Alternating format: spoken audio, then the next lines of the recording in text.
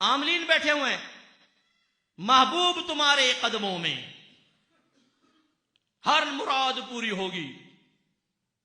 एक मैंने वो देखा पोस्ट, वो आजकल आया हुआ है, मैं नाम नहीं लेता हूं उसका, वो मुझे किसी ने भेजी, ये मेरा वजीफा कर लें, महबूब चलकर तुम्हारे दरवाजे तक आएगा, ना आए नाम बदल देना।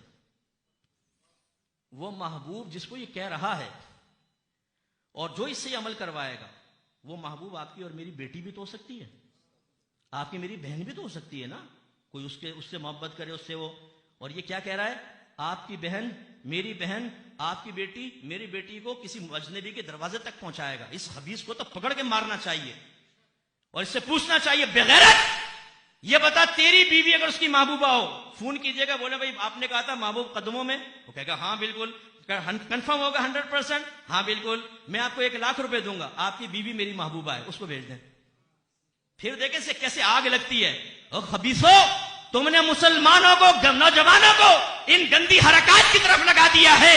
बगैर तो तुम लोगों ने बेड़ा गर्क किया है हमारे नौजवानों का, और हमारे नौजवान अपने मजहब इस्लाम को मुकम्मल टाइम न देने की बिना पर और उलमाए आले सुन्नत की अहमियत ना जानने की बिना पर इन्हें पैसे दे दे के कह रहे हैं किसी की बहन, किसी की बेटी को हमारे दरवाजे तक पहुंचाओ। ये बेगैरती है कि नहीं है बताइए? इससे बड़ी और क्या बेगैरती होगी? और ये उलमा बोलने वाले नहीं होंगे तो आज टिकटॉक पर किसी की बेटी को ठुमका लगाते हुए देख रहे हो, आपके पास क्या गारंटी है कि कल ये खबासत हमारे घर में दाखिल होकर हमारी बहन बेटी को नहीं नचवाएगी?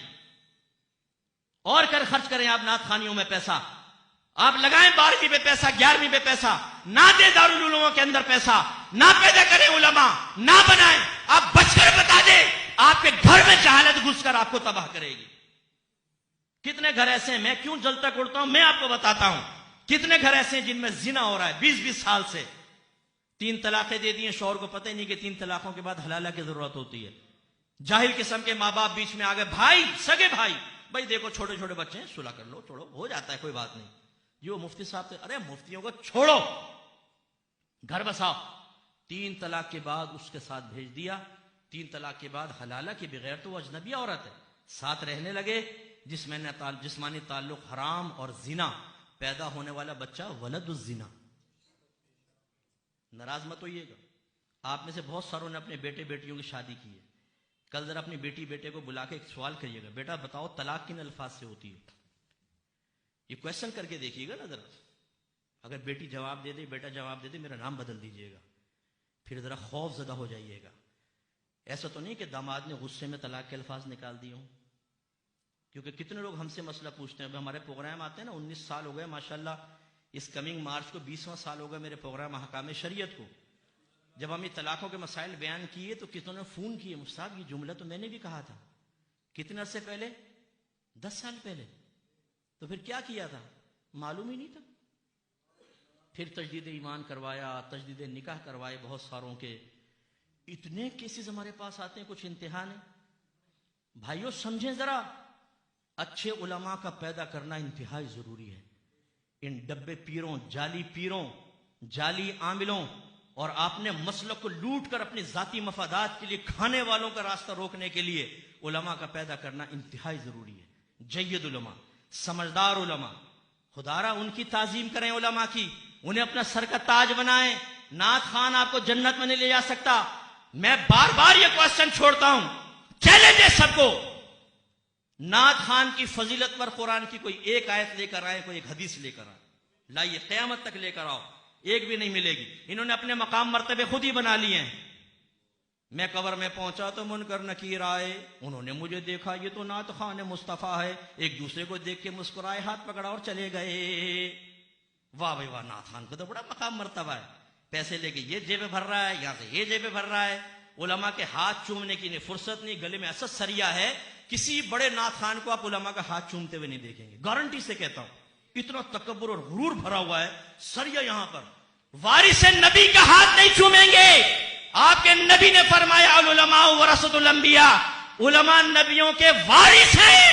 हम हैं अपने नबी के वारिस, हम हैं, उलमा हैं नबी के वारिस, नात खान नहीं है।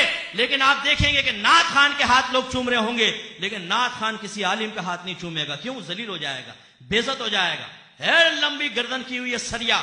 मौजिन के लिए फजीलत है, हाफिज कुरान के लिए फजीलत है, आलिम दीन के फजीलत है, मुजाहिद के लिए फजीलत है। नात खान की कोई फजीलत नहीं है। लेकिन इसका मतलब ये नहीं कि जलील करो उनको, फजीलत नहीं। आप इज्जत देना चाहें दें, प्यार मैं भी देता हूं, मैं प्यार मोहब्बत करता हूं।